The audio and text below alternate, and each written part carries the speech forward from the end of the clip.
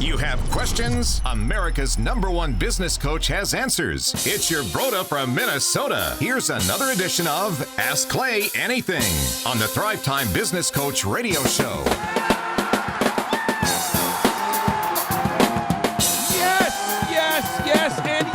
Thrive Nation, welcome back to another exciting edition of the Thrivetime Show on your radio and podcast download. And on today's show, we are answering a tough question from a member of the Thrive Nation. Mr. Eric Chupp, can you read the question to us, please? I can. Okay. We got a Thriver. He writes and he says, how do you decide whether to buy or lease a building? Our medical office is old and we need to move. We could buy a lot and build our own building. I had considered building larger and renting space to other referral sources, synergistic businesses. Let's go line by line. I have a very dense cranium, and I would like to go just line by line. So let's go first. Let's go to the first two lines one more time. First two lines. How do you decide whether to buy or lease a building? He says our medical office is old and we need to move. Time out. So how do we know whether to buy or lease a building? Right. That's the broad question. And someone might say, well, what kind of business owners don't own their building? Somebody out there is listening and saying, yeah, people. If you're new to entrepreneurship, I think a lot of people assume that you own your building. Yeah, it's what you do, right? Or some people think that everyone leases. So just to get that idea out there, I know of major companies, and Chup, I want to put these on the show notes. Major companies, huge businesses that are totally against the idea of ever owning a building. So let me give you some examples. The Marriott Hotel. Chup, are you aware of the Marriott? Have you ever been to a Marriott hotel? I have, yeah. Good Dr. Breck, who is joining us today. Sir, have you ever been to a Marriott hotel? I have, yeah. It's a Mormon-owned organization. If you go to the hotel, you will find the Bible, the Christian Bible, and the Mormon Bible in the hotel rooms. Okay. And the company was started there by Bill Marriott back in the day. And what they do is they are going to build the building to their specifications. Right. That's step one. Step two is they are going to sell the building as soon as they finish building it. Does anybody want to, Chup, you want to speculate as to why they do that? Maybe they don't have to deal with the maintenance. They don't have to deal with all the issues of owning a building. Keep going. I don't know. Cash flow? Okay. They want all their money back. That makes sense, yeah. So they get their money back immediately. So now, let's just say they spent $100 million building a building. They immediately get the $100 million back, and then they lease their building. So they're leasing the building. The building that they just built, they're leasing it from the new owner. Okay. And they sign a 100-year lease. It's usually 99 years. So now they're going to be leasing. So the landlord now has a tenant who's not going anywhere for 99 years, and they have all their money back. And they then move on to another one. Right. So that $100 million just keeps rolling. They can reinvest. Right. Yeah, they're never cash poor. Another example would be Quick Trip. Quick Trip builds the buildings to their specifications, and then almost every time they sell them. Yep. And why do you think, Chup, they sell their buildings? So they could get that money back. It's a steamroller. And reinvest it. Right. Another example would be, have you ever noticed that Walgreens, have you ever noticed that there's the Walgreens on the corners? Yeah. Right. Hard Everywhere. corners? Everywhere. Walgreens, what they do is they build their buildings, and then they sell them, and they lease them for 99 years. Those are three big companies that never want to own their buildings. Almost ever. Almost ever. Seriously. And a lot of people go, I did not know that. Right. A lot of small business owners that I know that we work with, Clay, they think that's the holy grail, right? I'm going to build that building. And really, that can just take a ton of cash, the blood, right out of your business. So now I will give you sad tales of people that bought buildings that should not have bought buildings. You ever seen a Blockbuster, Chup? Not lately. Do you remember Blockbuster? I do remember Blockbuster. Please tell us a tale, Dr. Breck, of renting movies with your family. Did your dad ever take you to get a new release? Yeah, it was a big deal to go to Blockbuster and, you peruse all the aisles and find just the right movie or video game back in the day. I remember renting game systems, renting a VCR. Do you remember how what you'd do is you'd walk in to Aardvark Video. Aardvark. Oh, yeah. You'd walk in, and you could rent a Nintendo. Uh-huh. Or you could rent a Super Nintendo or a Sega Genesis. Genesis. And it's like the best weekend ever. Because you could rent that thing for like $25. It was all weekend. And you came in this container with like Velcro everywhere and giant this like case. Yeah, and you bring it home. You're taking me back. And you plug it in there. And you get your duck hunt out, And if your parents were a baller, they'd drop in. We could never do this, but I knew my neighbor, his parents were ballers. Okay? His dad was like a executive of something. He had a 2-story house. Oh gosh, this guy. And he bought the Power Glove. Yes. Oh, the Power Glove. No one could ever figure it out, but it felt so cool. Yeah. And you'd play. What was the game? It was Mega Man. Mega Man with the Power Glove. And then Tecmo Bowl. Remember Tecmo Bowl? Yes. In Tecmo Bowl, if you had Bo Jackson, you always won because he was like the super player. Duh. Yes. That was a great time. Now, what happened is a lot of these companies that rented video games and videos, they thought this model's never going to change. Yeah.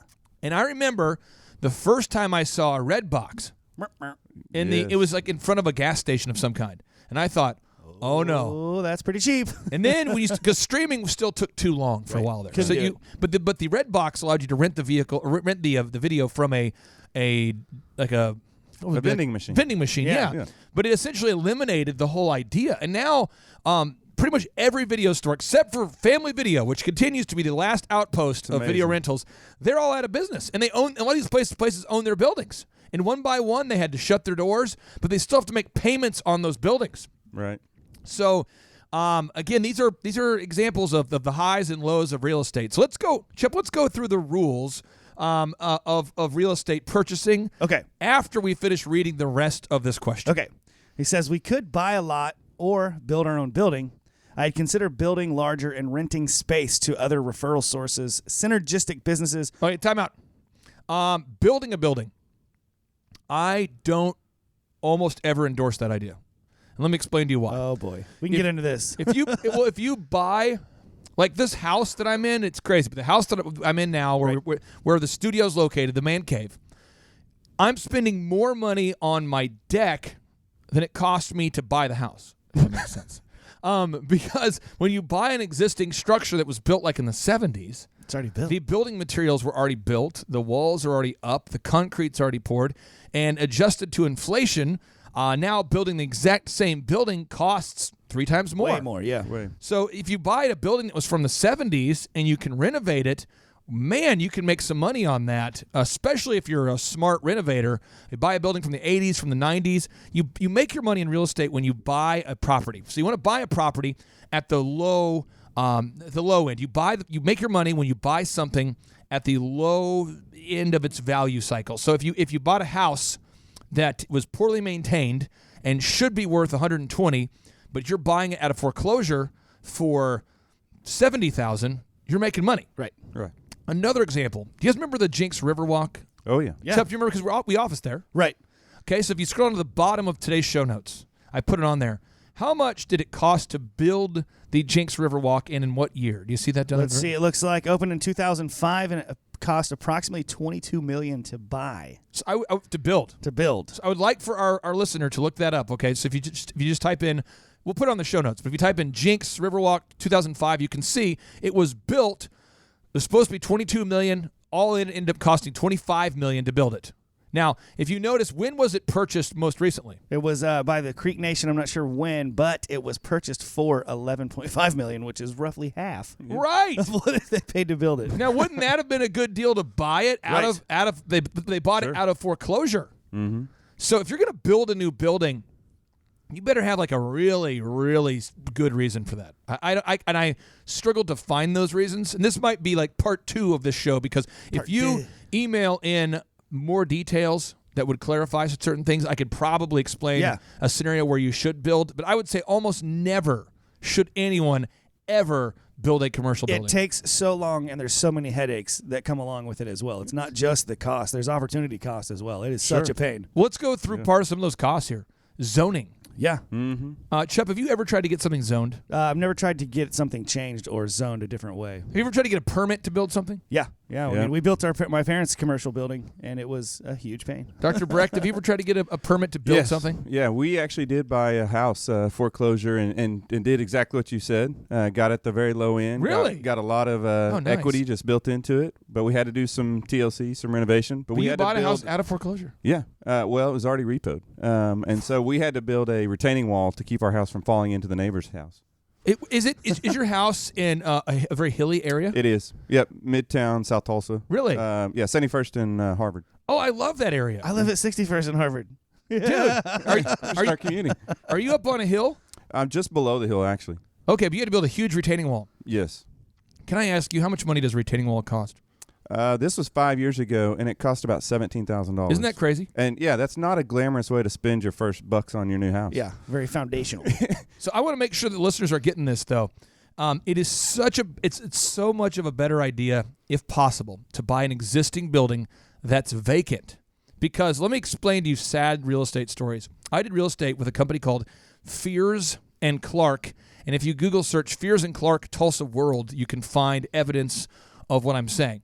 My partner, Braxton Fears, is and was a real estate superstar. He really knows what he's doing, and I'm just very good at running companies. So my job was to bring in the leads, bring in the potential tenants, bring in the potential landlords, and we were kind of like real estate matchmakers. So what I would do is I would cold call, my team would cold call tenants and ask them when their lease was expiring. And then we would also simultaneously cold call landlords and ask them if they had vacancies.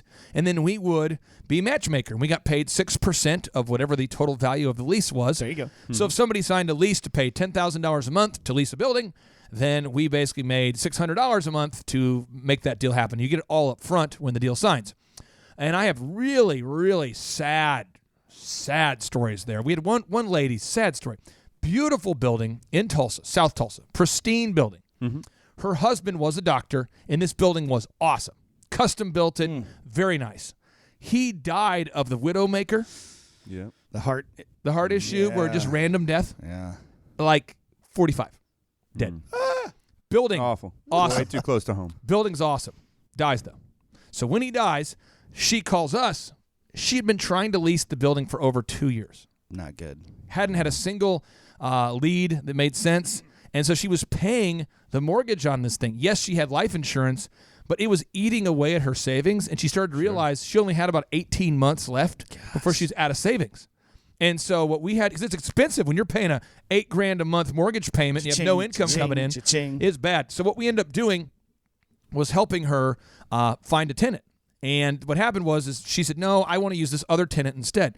So she got a tenant, bad story. And the tenant was a colleague of her husband's. And this guy paid rent for about 2 months, and he went out of business. Whoa. But he wouldn't move out. So she couldn't lease it again. He'd already done all this renovation to customize it. And it was just awful. That's and so terrible. The story ended up ending terribly. There's no happily ever after. She ended up losing the building. Oh. And somebody bought the building for about 40 cents on the dollar. Wow. And moved in and is doing great. And it was the worst thing I've ever seen. I saw another person build a huge mansion in a neighborhood called Winmore. Yes. They're huge, beautiful mansion. Beautiful house. And basically they had a business, and somebody at their business made a ethical faux pas. They lost their license to do whatever. Guys living in a huge mansion and can't pay the taxes on it.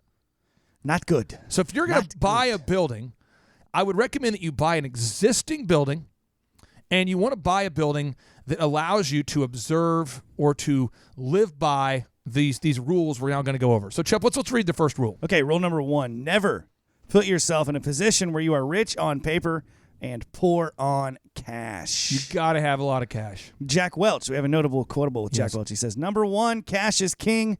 Number 2, communicate. Number 3, buy or bury the competition. Words of wisdom, Jack Welch, the CEO of GE that grew the company by 4,000%. You got to have that cash. And the reason why you have to have that cash is because something bad is going to happen. So, Dr. Breck, since you've been leasing space for your business, yes, have you ever had the air conditioning unit go out?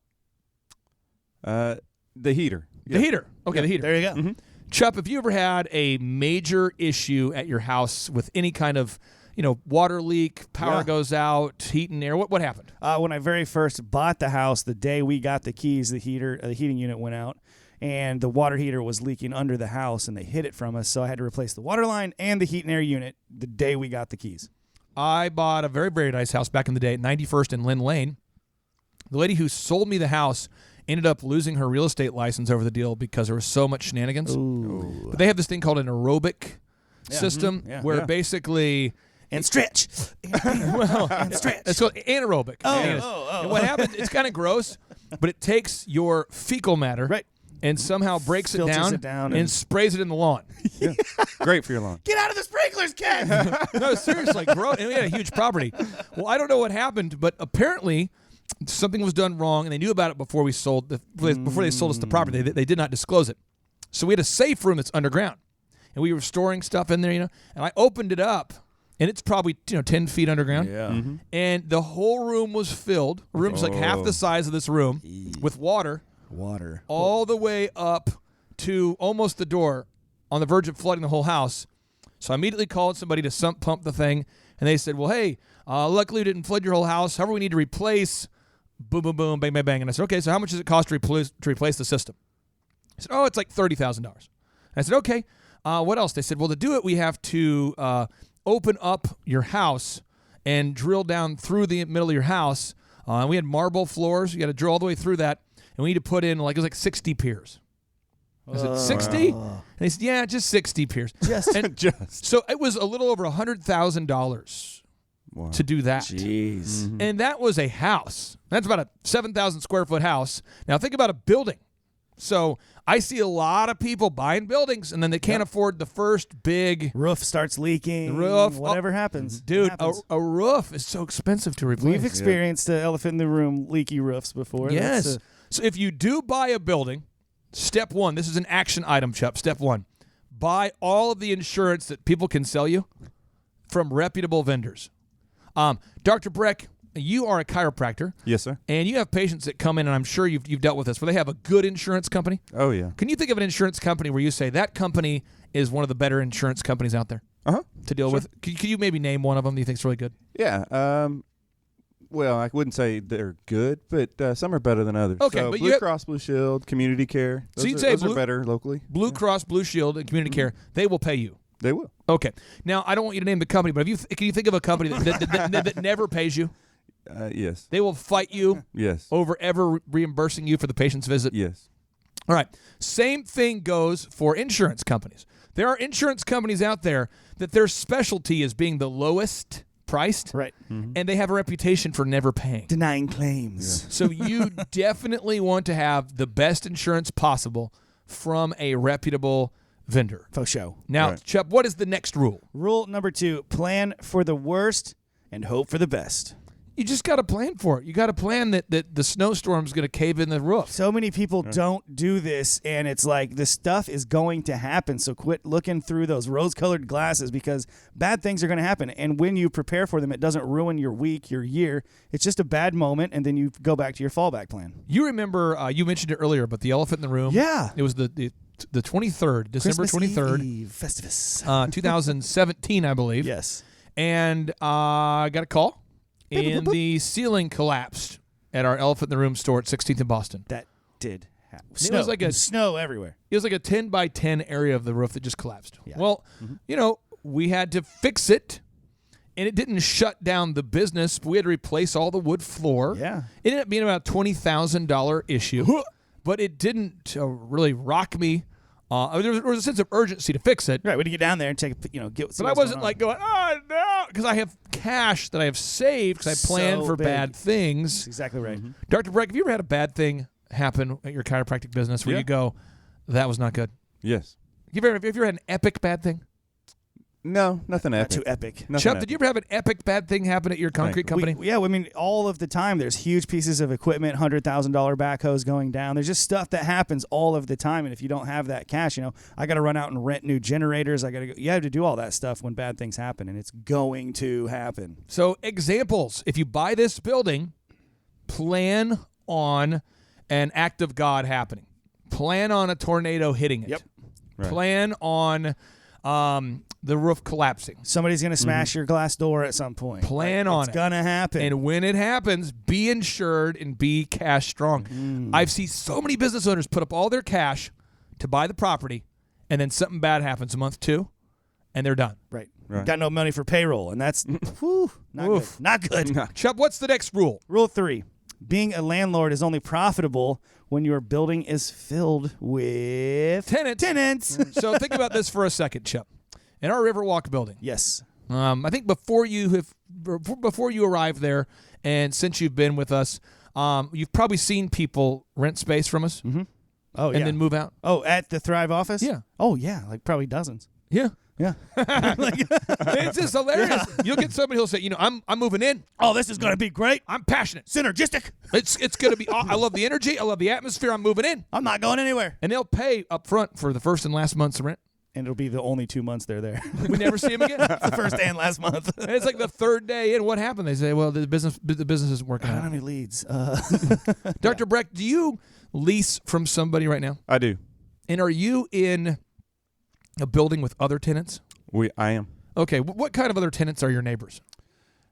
Oh, it varies a lot. There's a janitorial company. There's some people. Our building is kind of a mixed use, so it has some industrial warehouse space, like towards the back. Yeah. And so we're one of the few professional type officers, but we're right at the front. So it's kind of odd. How long have you been in that building? We've been there since 2009.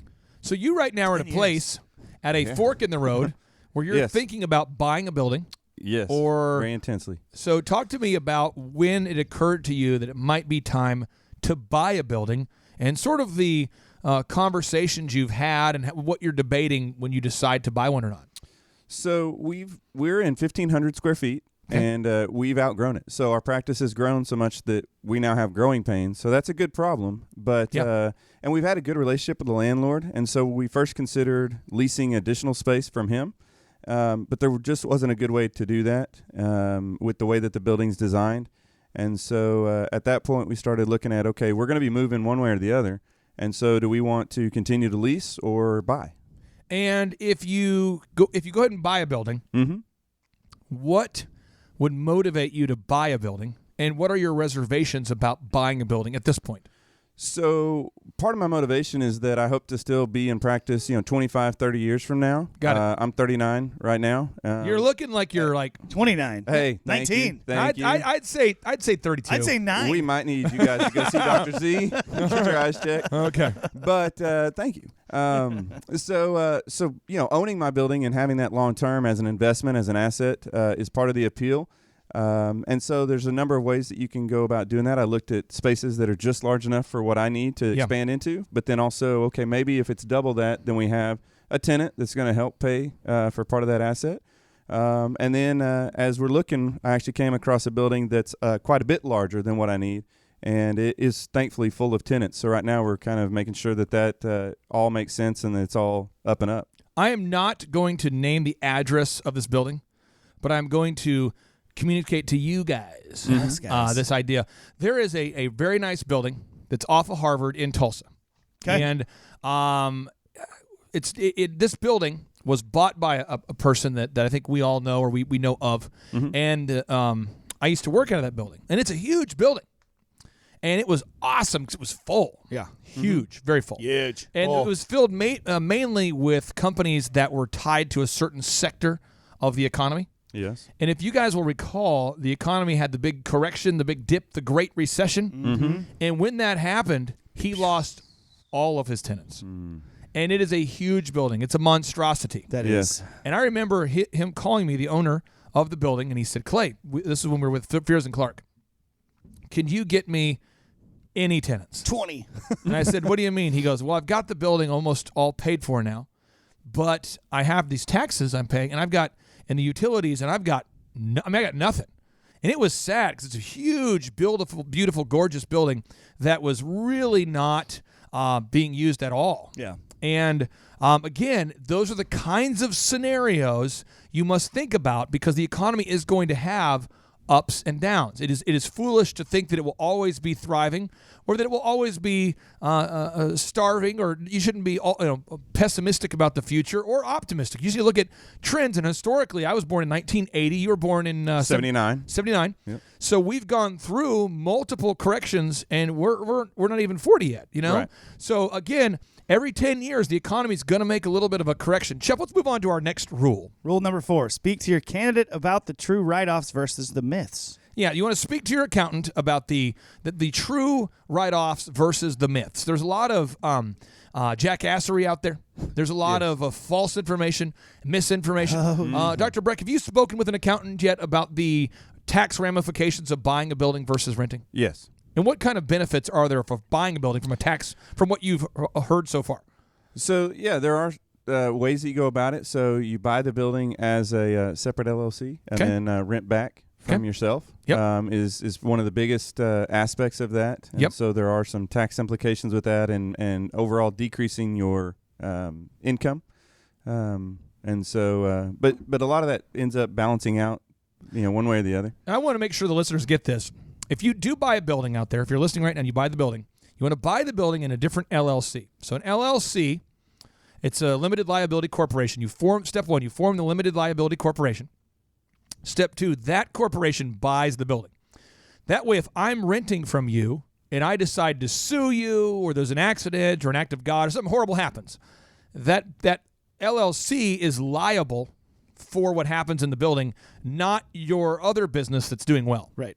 Yes. Then your current business would rent from that LLC. And there are tax benefits of doing that, but you're also protecting yourself. Now, you can also write off the interest on the mortgage payments for a commercial building. And that could be substantial for people to reduce your taxable income. But you shouldn't buy a building just to save money on taxes. You just think about this, make sure it's a good decision. What is the next move, Chup? Rule number 5, location, location, location. I want you guys to think about a place that used to be nice that's now kind of a ghetto. I want you to think about a place that used to be nice that's now kind of a ghetto. And I'll tee up one. Mm-hmm. Chup, do you remember Eastland Mall? Yeah. You do? Yes, of course. And Eastland Mall used to have a big, looked like big... circus tent type. like circus tents, yeah. Mm-hmm. Massive. And Eastland Mall was the premium mall to compete with Woodland Hills Mall. I was an East Side kid, so that's where we went. Dillard's was there, Foot Locker. The food court They had was it all. bomb with the movie theater It was downstairs. underground, Yeah. the theater. They had fountains. Oh, those fountains. And what happened is the population shifted a little bit. And that part of Tulsa, and this is not a racial idea. This is a Tulsa idea. If you go to like Brooklyn, you're going to see like Little Italy. You're going to find like Chinatown. There's different ethnic parts of the community. That part of Tulsa, some people have now called it Little Mexico. But basically, a lot of the immigrants have moved to that part of town. And long story short, for whatever reason, I'm just reporting the facts. I'm not giving you my opinion on this. People quit shopping there.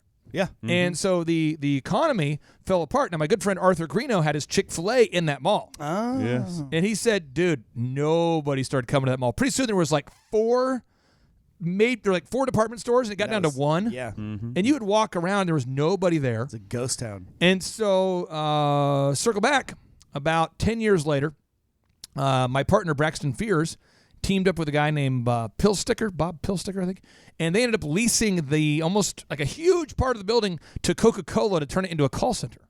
That's what started it, huh? And now it's a lot of call centers and a lot of things. But I'm just saying that building, it was awesome. And I don't think anybody could have foreseen that building would ever be vacant. Right. And then it stayed vacant for like a decade. A long time. That whole part of town, my grandparents lived over there. And that's, I grew up there, and you go over there now, and it's just Different. all the businesses are different. All the buildings are different. Yeah, it's a totally different place. Now, have you seen the former warehouse market that's now called La Mexicano, La Marquito. Supermercado Morelos. But it's, Yeah, there it is. it's painted. The sign is painted, and it is now a grocery store.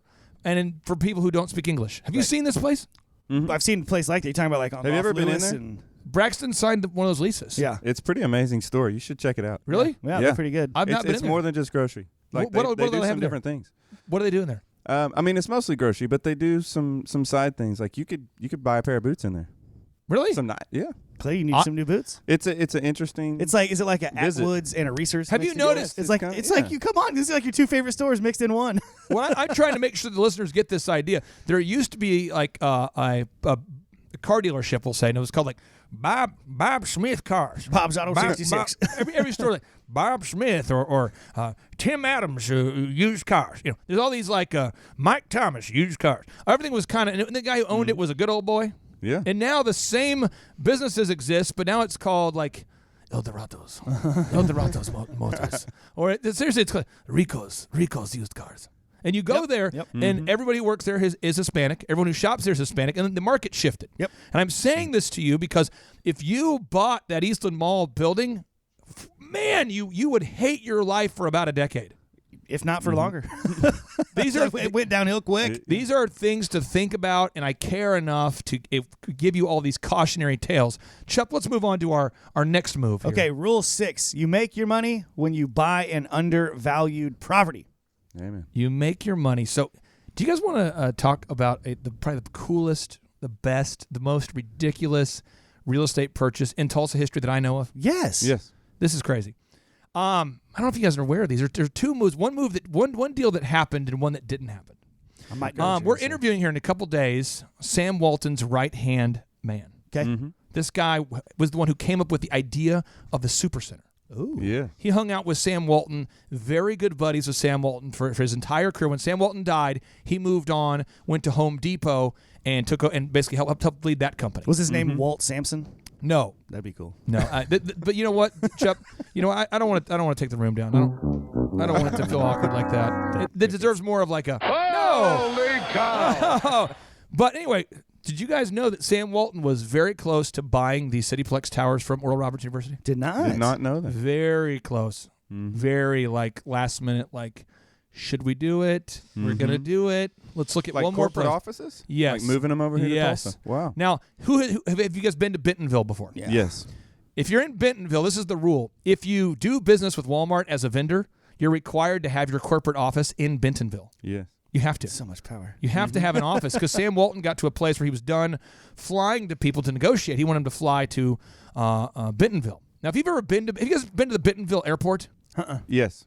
Isn't it crazy? I've not actually been in it, but I've driven around it. Yeah. It's like very nice, and like their Embassy Suites is very, very nice, and their Whole Foods is It's very a nice town. It is great. It's Yeah. very upscale. Yeah. Very unbelievable. I mean, it is awesome. Now, as you're driving through, though, from Oklahoma, if you're driving from Tulsa east to Bentonville, along the way, you're going to encounter things that make you say, how did this happen? Yeah. Because you'll see people with like buses parked and they got a tree growing through it. You'll see shirtless hillbillies who are mowing their Lying lawn in the streets. It's it's a toilet commode planter. Yeah. it's crazy. But that decision for Sam Walton to open up in Bentonville changed. It became like an oasis in the. And if you're out there listening and you live in Arkansas and you have not embraced the concept that your state is known for rednecks, I apologize, but it's the truth. It's 2019. Get with the times. There are way too many Confederate flags out there. Even one Confederate flag is too many, but you're driving out there and it's just like They're everywhere. they're everywhere. It's a crazy place, but Bentonville is like this oasis, this thriving metropolis. So nice. Yeah. Unbelievable. So think about that for a second. If Sam Walton did buy the Cityplex Towers, that's the tallest towers in Tulsa, built by Oral Roberts, how would Tulsa be different today? Probably. I mean, think about that. Significantly. Yeah. I mean. It would be up there with Dallas. Yeah. Our airport would have been bigger. Yeah. Right. Huge. And I don't know if people get this idea, but Tulsa, back in 1971, I read J. Paul Getty's book called As I See It. And back in 1971, Oklahoma, Tulsa specifically, was the world's wealthiest city. Isn't that crazy? Really? Yeah, all those buildings downtown Tulsa, all that Art Deco was awesome. Now, let me tell you a deal that did happen that changed everything.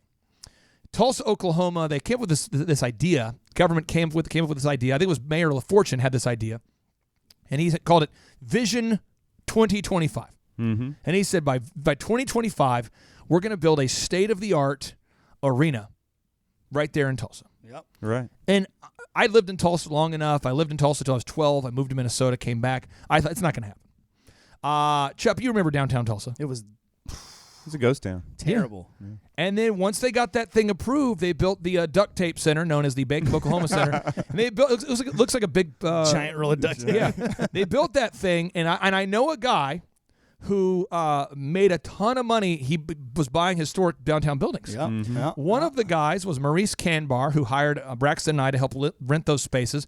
The other guy's John Snyder. Yep. And I won't share on the show how much that, because I'm sure you can find it if you do your Google search, for how much they bought the Mayo Hotel for. Mayo But building. people thought John was crazy. Right. And he bought that building, and he rented out that lobby, just the lobby, because it had homeless people living in it, and it had been vacant forever. The Mayo Hotel is now perhaps the most iconic hotel in Oklahoma. Presidents have stayed there. Justin Bieber stays there. Lady Gaga stays there. It's awesome. It's beautiful. It's the But it was poshest place in vacant. Tulsa, for It sure. was, and it was vacant. Did you guys ever go to a wedding there when it first opened? Yes. Yeah. I DJ'd the first wedding there. Did you really? Yeah. Yeah, in the lobby. Yeah. Jeremy Thorne DJ'd it with me. We're down there, and it was just the lobby. There's no other rooms that were open. There was no working elevator, no second floor, no staircase, just the lobby. Just a lobby. And they took the money from that, and they began renting out, taking the money from that and renovating the next floor and the next floor. And then they sold a certain percentage of it and turned it into condos. Yep. And they made a very nice rooftop bar, lounge area. Now it's posh and nice. It's hopping. But if you would have bought that building on the hopes that the BOK Center would have been built and it didn't go through, you would have lost. But because John bought it on the belief that it would go up in value because he believed that the BOK Center was going up in value, that it would be constructed, he made a killing. Yeah. So you buy when you make your money when you buy. You got to find an undervalued property. That is the goal. Buy low, sell high. Buy low, sell high. And you want to be greedy when other people are fearful. Chuck, can you read the notable quotable from Warren Buffett? Yeah, he says, fearful when others are greedy and greedy when others are fearful. One more time.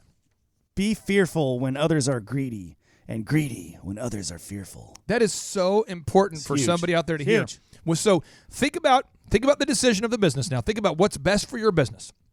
Your business looks like it's growing. Things are going good right now for your business. Do you need to spend $40,000 on marketing? Would that make a bigger impact to just pummel the market with internet marketing and search engine domination and just pummel the market, just dominate the marketplace with marketing? Or is it better to take that same $40,000 and use it as a down payment to buy a building? Right. Is it better to take $100,000 and spend that on marketing or $100,000 on buying a new building? I am of the opinion, this is my personal take, I would definitely encourage you to think twice and a third time before buying real estate. And if you do buy real estate, find something that is undervalued, and when possible, make it so that the monthly payment you're paying now in lease is equal to your mortgage payment because you're used to that. Right. Yes. If you've never had tenants before, I'm going to walk you through this real fast. I want to walk you through this. Have you ever had a tenant, Dr. Breck, a neighbor in the past, not recently, who was crazy? Yes. So I'm giving you examples of this because this just happened to me 10 days ago.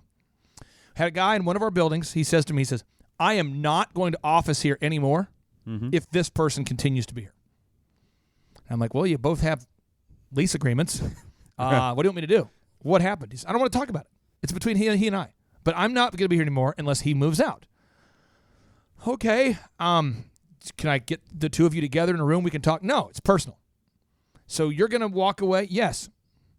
Okay, well, then I have to see you. That's fine. But that's the mindset. Right.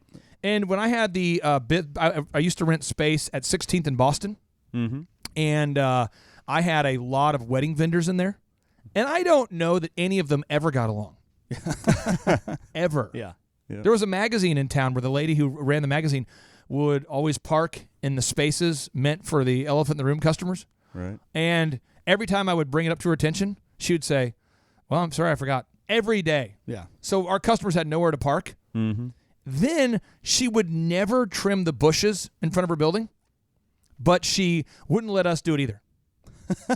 Okay. Because in the agreement, because I had the master lease on the whole building, and then I could sublease it out. So I subleased it to where I actually got paid to be in the building. Smart. And so my bushes and my just a little greenery was always pristine. Yeah. Right. Did you ever go to that building, Chip? No. Oh boy. But this neighbor, she never ever. Oh, yeah. No, I know the building. She never would trim the bushes, but she wouldn't let me do it either. Yeah. So I have a confession I'd like to share on this show. Okay. Every Saturday, once she told me I couldn't trim the bushes, my son and I would drive down to the building. But first, we would stop by Home Depot downtown. And I would buy car liquids. Like there's certain antifreeze, and there are things that you put in your toilet. What are those things? Drano. Drano. Yeah, Yes. the Drano, and it's very, very toxic. Oh, yeah. Yes. And I would take that, and I would pour that on her plants. Sprinkle. When I ripped shavings from what is it? It's aluminum foil because it's explosive, but small ones won't blow up. And I put it, and it just sizzles. Do you guys know that? Do you guys know this? I did not know yeah. that. If you take a 2-liter bottle of Drano, whatever. 2-liter bottle of like Coca-Cola. Okay. Yep. Empty it out, clean it out, so there's no residue. Okay. You put Drano in there. It works. You put works Yes. in there.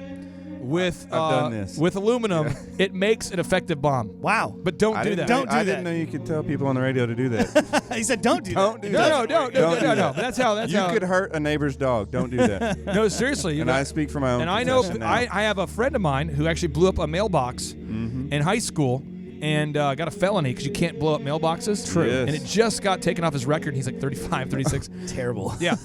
But this way, every weekend I used to go in there. Every week I'd go in there and I would just pour. And so they all died. Yeah. Maybe that's why I couldn't visually picture the bushes that you were speaking. No, of. they would all They don't die. exist anymore. They would all die. And she would say to me, all the bushes are dying.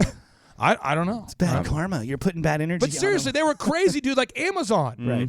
Like Can't have Am- that. You can't have that. No, and I talked to this lady multiple times. And every single time she would park in there in our customer parking. Every single time. Never, ever would ever do anything with the landscaping. Would never help with the landscaping. And so what happens is when you have a building with multiple tenants, they will fight. Oh yeah. Oh yeah. People be people. They will fight. They will fight. So you got to get good tenants that agree. Because I've had neighbors in my life that we've never ever spoken, never had an issue. I'd say the vast majority of them I have no problem with them. They have no problem with me. But there are certain personality types. And Chuck, why would somebody rent to a difficult personality? Why would somebody do it? Because they need to. Right. They have to. So if you are a landlord, put this on the show notes. We do group interviews every week. If you have group interview every week, if you have a business, you want to interview candidates every week. You never want to run out of options because if your top web developer or graphic designer leaves you, you're in a bad spot. You never want to stop recruiting. You never want to get in a bad spot. You have to do the group interview for tenants. Yes. Okay. So part of your expenses is you have to get an ad on LoopNet. It's just one of the places out there. And you want to advertise on LoopNet that you have space available, even when you don't, and never stop. Right. So true. Because you always want to have good tenants. Because, man, I'll tell you what, when you run out of tenants and you start renting out to, like, these people who hate each other, it gets crazy. Then you can't It's sleep. chaotic. It It's is literally chaotic. The other thing, like you just hit on something when we were saying, because they need to. I see this a lot. If you're going to build a building, when you're running your numbers, make sure that you're being realistic about those numbers, your income, your expenses, and everything, because building is more expensive than they tell you it's going to be. Right. You're going to go over budget, and it's going to take longer. And so if you're basing these projections off, we're open April 1st, we start making this much money, and then you don't open until July, that's going to put you in a very bad spot. True. That is everything you need to know about buying a building. I do want to give Dr. Breck the opportunity to share this about your process. How long have you been looking for a building? A little over a year. And do you know the criteria that you're looking for? Yes. So I needed personally to increase my space to about 3,000 square feet. Yep. And I need better parking, better accessibility, better visibility. And by accessibility, I mean closer to the highways. Our building actually has kind of a weird drive-through or drive-in. The entryway is backwards. So you don't Like you have to enter go on in the right. reverse. You go in on the left, and then you come out on the right, and it messes with people all the time. Gotcha. So that, as well as getting closer to the highway, it was part of my criteria. But also, we wanted to stay relatively close geographically, too. But you've been looking for over a year. Yes. And so, again, if you're out there thinking about buying a building, it's not going to be a 2-month thing. Right. No. Don't. When I did commercial real estate with Braxton, most of the people that we worked with who bought the building would spend about 18 to 24 months looking. Yeah. And that's I a mean, big deal because it's a big decision. purchase. Yeah. Well, and we're fortunate that we don't have to force a decision quickly. Right. We have the time available, and so that's the better way to make that decision for sure. Now, Chuck, we like to end each and every show with a boom. Are Yes. you psychologically ready to bring the boom? I am ready. Dr. Breck, are you ready? I am ready. Here we go. Oh, yeah. 3, 2, 1, boom!